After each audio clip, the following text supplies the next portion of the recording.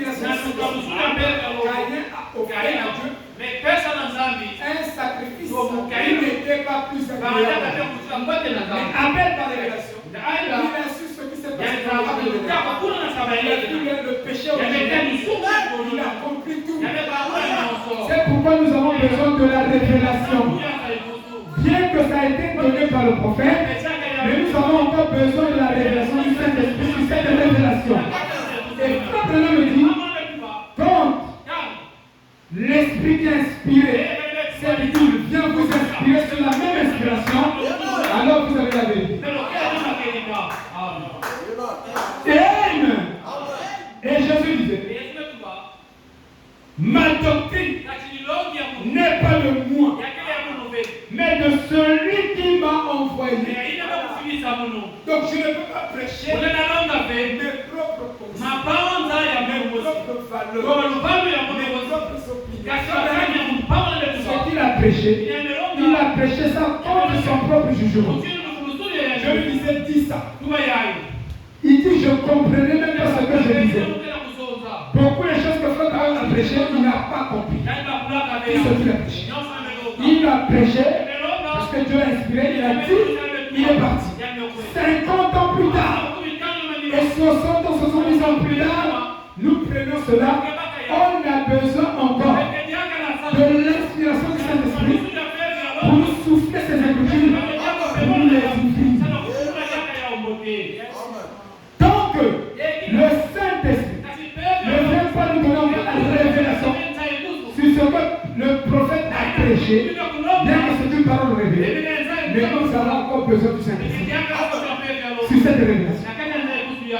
Et les gens se suffisent, se permettent à écouter la bande, j'écoute la bande, après il faut demander au Saint-Esprit de venir te révéler ce que tu as écouté.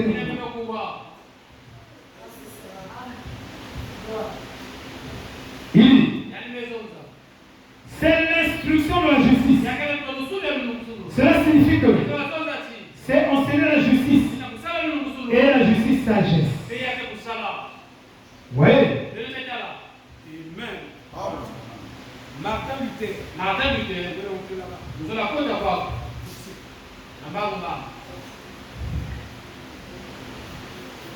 Acte 2. 42. Je lis d'abord Deutéronome 32. 1 à 2.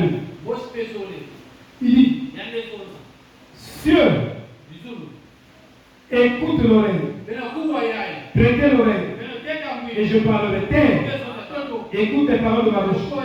Que mes instructions se répandent comme la pluie. Suivez la pluie.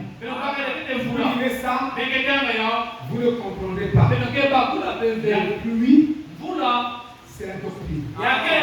C'est l'enseignement. Vous suivez? Il dit que mes instructions se répandent comme la doctrine. La fraction que ma parole tombe comme la rosée, comme les ondées sur la verdure, comme les gouttes d'eau sur l'herbe. La doctrine est étudiée sur la pluie. Acte 2, 42. Il persévérait dans l'enseignement, la doctrine, selon le roi Jacques. L'enseignement, il donne ça par la doctrine. Il met le mot doctrine. Le roi Jacques. Il persévérait dans la doctrine des apôtres, dans la communion fraternelle, dans la fraction de pain et dans les prières. La crainte s'emparait de chacun. Et il se faisait beaucoup de prodiges et de miracles par les apôtres. La doctrine est mentionnée premièrement au milieu des apôtres. Parce que sans la doctrine, vous n'avez pas une église. Alléluia.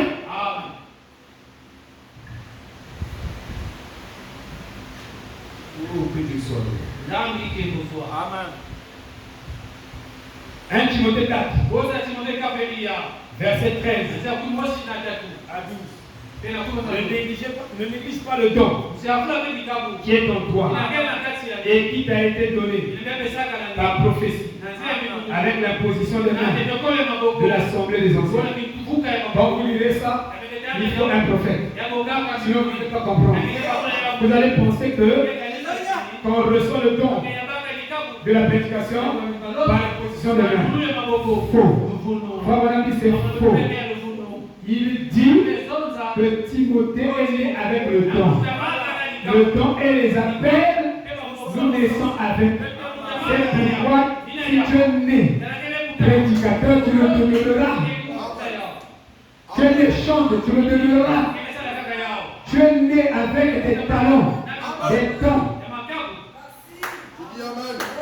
Dieu ne se répond pas de ses dons et les appels. Amen. Un prédicateur peut avoir un appel divin qui vient de Dieu. Mais il va faire la gratification de son ministère au sexe, à l'argent, à la popularité. Il va détruire son ministère. Mais ça vient de Dieu. Ne dites pas qu'il n'avait pas un ministère. Un frère est venu. Il a prêché. Il a prêché. Il commençait à parler au mal de notre frère qui prêchait avant nous. Donc c'est l'évangile tabernacle. Comme les frères de l'évangile tabernacle sont des songueurs, sont des journalistes songueurs. Les frères, pas les sœurs, mais surtout les frères de l'ancien évangile tabernacle. Pas vous, mais je dis les frères. Ils ont commencé à poser la question au prédicateur. Est-ce que le frère est tel qui a prêché ici? Est-ce qu'il a le Saint-Esprit? Le frère là, écoutez, il dit il n'a pas de Saint-Esprit. S'il avait le Saint-Esprit, il ne pouvait pas tomber avec les femmes. J'étais là. Quand le bien-aimé posait la question à ce prédicateur qui est venu prêcher chez nous, on marche. Je l'ai dit. J'étais chapitre. Le frère là, il venait chez nous. Il a ouvert l'église en Paka. Et il a trouvé une jeune femme qui avait beaucoup d'argent, mais qui avait le coco de la famille. Il s'est encouragé à cette femme-là. La femme-là, avec le coco. Je vous dis, a précipité la mort de ce frère. Parce que ce frère, lui aussi, qui avait le Saint-Esprit, plus que l'autre qui n'avait pas le Saint-Esprit, commence à sortir avec cette femme. Il est mort brutalement et précocement. C'est pourquoi ne nous jugeons pas les uns les autres. Ne nous condamnons pas les uns les autres. Gardez vos jugements, gardez vos commentaires. Il y a certaines choses que vous savez, gardez vos commentaires. En tant que fils de Dieu, soyez discipliné. Parfois, tu sais que ça c'est mauvais. Les gars, ces commentaires, vous connaissez. Et pour Dieu. Mais ne te mets pas à raconter ça aux gens. Raconter aux gens. Sinon, tu es en train de déclencher une loi contre toi-même. On te jugera de la même mesure que tu t'es servi pour mesurer les autres. Alléluia. Oh là là.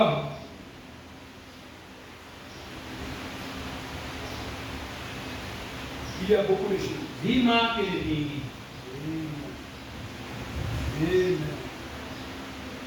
Il y a la séduction. Je vous dis de la séduction.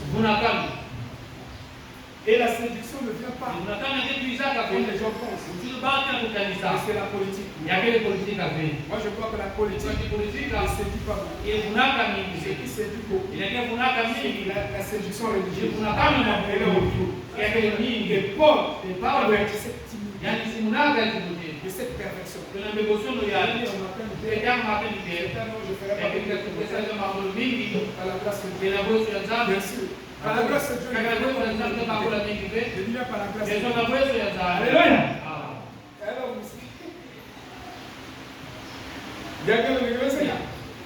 Par la grâce de Dieu. Elle a servi. Ne fais pas beaucoup de commentaires. J'ai dit par la grâce de Dieu. C'est pas ça que je dis. Si ça déborde, c'est là où on comprend. Regarde, mais il avait dit par la grâce. Alléluia. Amen. Nous allons dire. C'est commentaire.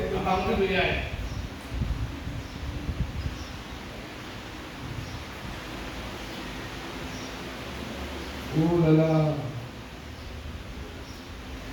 Je lis ici. Je lis Romains chapitre 10. Verset 13 à 14. Il dit. Car quiconque invoquera le nom du Seigneur sera sauvé. Et nous avons dit, il y a des choses qui sont très importantes à connaître pour votre salut. C'est vrai, nous devons les connaître. Nous ne devons pas être dupes. Vous voyez?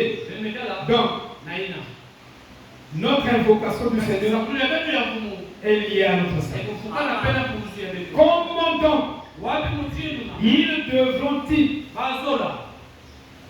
comment donc ils invoqueront-ils celui en qui ils n'ont pas cru? Toi tu ne crois pas, mais tu veux voir la gloire. Non, crois d'abord. Crois. Tu verras la gloire de Dieu. C'est pas ça, frère. Frère, tu ne crois pas. Tu veux voir les miracles. Non, c'est l'évangile. Vous voulez voir les miracles? Vous voulez voir les miracles? Des prodiges au milieu de nous. Alors croyons la parole. Amen. C'est tout. Alors nous commençons ça. Et comment croiront-ils en celui dont ils n'ont pas entendu parler? Et comment en entendront-ils parler si la personne qui prêche? Et comment y aura-t-il des prédicateurs s'ils ne sont pas envoyés? Selon qu'il est écrit qu'ils sont beaux, les pieds de ceux qui annoncent la paix, de ceux qui annoncent de bonnes nouvelles. Il dit, maintenant, il dit, mais tous n'ont pas obéi à la bonne nouvelle. Aussi Esaïe dit, Seigneur, qui a cru à notre prédication? Ainsi la foi vient de ce qu'on entend, et ce qu'on entend vient de la parole de Dieu. Martin Luther fait ses commentaires. Il dit, même s'ils disent entendre, tu peux entendre quelqu'un fait des déclarations.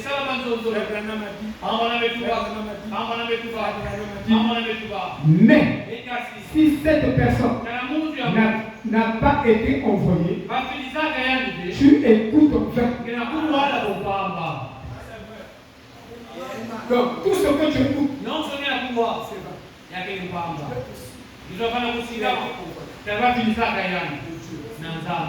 mais fou, c'est moi qui vous dit il faut que ça vienne du pasteur. Ça ne va pas venir. C'est le pasteur, c'est sa commission. Il a compte à Dieu. Il te dit prêche. C'est Élisée qui dit à son serviteur, va mettre le bâton sur l'enfant qui est mort. Donc vous êtes protégé sous ma nom. Et mais c'est ton serviteur qui dit vous êtes protégé. Mais ne venez pas de bon coup. C'est très dangereux. Écoutez, il dit, même s'ils disent encore, ils se font en train d'entendre, à moins qu'ils entendent des vrais prédicateurs. Car entendre des faux prédicateurs signifie tout autant que je ne rien entends. Et celui qui n'entend pas, et toi qui entends, c'est pareil. Il dit, Ils entendent et ils n'entendent pas. Ils ont des oreilles, mais ils n'entendent pas. Ni ne prêchent la vraie parole de Dieu. 4 déclarations. Paul fait. Dans ce qu'il dit. Il dit que chaque déclaration des 4 sur l'autre. Il est impossible que ceux qui prêchent ne soient pas envoyés. Voilà. Si quelqu'un vient prêcher, c'est que Dieu l'a envoyé. Ça, c'est d'abord. Il est impossible que ceux qui entendent n'entendent pas un prédicateur. Non, j'écoute la bonne. La bonne parle de Christ. C'est vrai. Mais c'est pas la bonne. Ne dit pas que vous ne devez pas écouter les messages. Voilà. La bonne n'a jamais dit ça. Dans toutes les voix de prophète, je n'ai jamais écouté ça. Au contraire, Branham dit que Dieu a ordonné des hommes qui vont emmener la paix. La bonne compréhension de ce que moi je fais.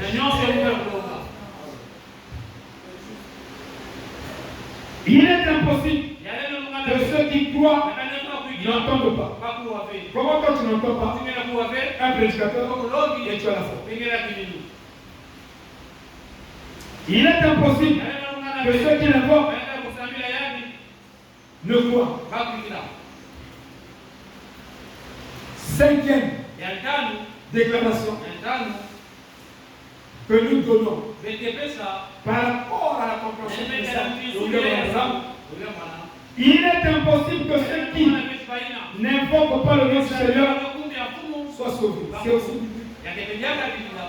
Si tu n'invoques pas le nom du Seigneur, c'est Jésus-Christ. Tu peux invoquer le nom de n'importe qui sur la terre. Invoque un tel, pasteur un tel, tu ne seras pas sauvé par ce nom. Il n'y a qu'un seul nom que Dieu a donné aux hommes. Dans le ciel, il a donné ce nom. Sur la terre, il a donné ce nom. Auquel tout le monde doit être sauvé. Doit être guéri. Alléluia. Oh, incident. La source et l'origine du salut repose sur le fait que Dieu envoie quelqu'un. La source du salut, c'est que Dieu doit envoyer un homme.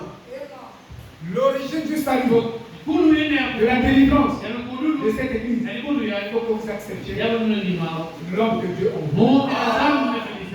Celui qui reçoit, celui que j'envoie, me reçoit.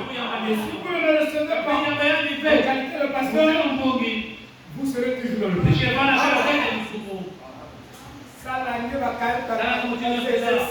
Le programme de Dieu. C'est le programme de Dieu. J'ai encore du programme de Dieu. J'arrive à Rouge-Gorge. Frère, le pasteur l'a fallu. Là, il est un peu au retard. Et si c'était ici, tout le monde, je viens le micro. Oh, venez! Les gens donnent le pasteur Blaise. Je suis là témoin. La femme est là. Dès que le pasteur là sort, tout le monde est assis. Donc, il sort de la voiture. Tout le monde qui était assis. Et les diables. Tout le monde. Et les administrateurs. Debout. Comme dans l'arène. Avec calme. Nous avons suivi ça. On a regardé. Amen. Amen. Maintenant, je me calme un petit peu. Nous avons le Christ. Mais ici, on adore le pasteur. Vous ne connaissez même pas le moi. Parce que moi, je connais le je connais la profondeur. Parce que je perds tout mon temps. Dans ma jeunesse, je faisais que tu devais. Même en économie, les gens avaient dictionné. Donc, Ne faites pas des erreurs. Ne parlez pas n'importe comment. Il y a des lieux. Les gens voient le pasteur. Même ça, c'est un moment dans la cité, ils sont membres. Parce que mais ici, je ne suis pas comme ça. Je n'ai pas un esprit comme ça. Vous mangez même. Vous savez, même la diable, vous ne pouvez pas appeler les pasteurs. Je mange d'abord. Non, vous ne pouvez pas faire ça. Ça, je vous ne pouvez pas. Couper même le téléphone. Il coupe. Parce que lui, il est consacré. Il est là, on peut le prier. Mais toi, tu es distrait. Tu veux te déverser sur lui. Parfois, même ça fonctionne. Je ne suis pas obligé de le prendre à chaque appel. Je vous dis la vérité. Parce que quand je m'appelle, parfois je prie pour quelqu'un. Mais je vous supporte. Je vous supporte. L'épouse de Frère Gaga, parce qu'il reste exceptionnel. Non, mais maintenant, mon s'est changé. Mon s'est inexceptionnel. Je vous l'avais. Merci, mais je vais essayer de changer. Man, il faut me changer, moi méchant. Je vais jouer au méchant. Amen. Ça va marcher. Déjà, non, ça marche là-bas. Bon, je vais quand même essayer. Bon, donnez-moi même 3 mots. 3 mois, je vais changer. Le pasteur a changé quand même. Alléluia. J'ai beau essayer. Alléluia. Je ne sais pas si je vais mourir comme ça ou peut-être que je vais changer d'appel. Alléluia. Amen. Mais c'est difficile. Vous voyez, Martin Luther nous dit, s'il n'envoie pas, alors ceux qui prêchent faussement. Si Dieu ne t'a pas envoyé, tu ne peux pas prêcher la vraie Bible. Au départ, il t'envoyait, il te donne le message. Et leur prédication n'est pas du tout de la prédication. Il aurait été mieux pour eux de ne pas prêcher. Moi, je vais être sûr. S'il n'a pas envoyé, moi je vais faire.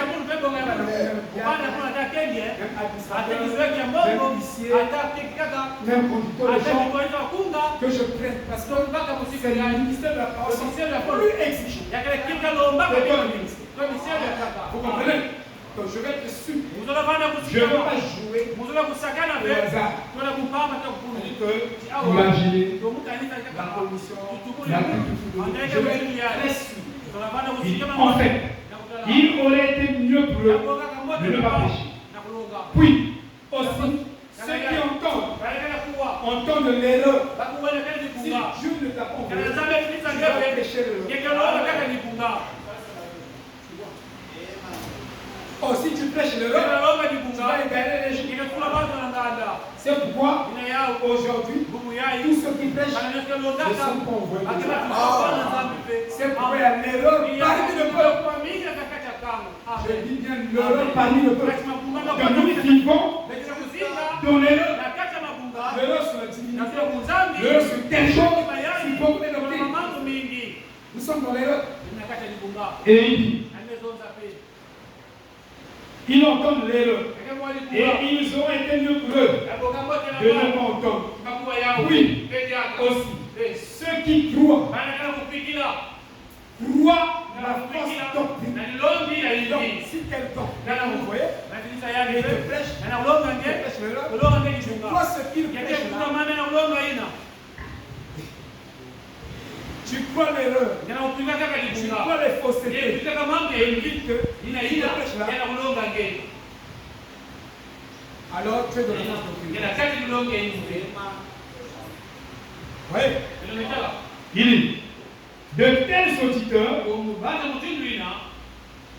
de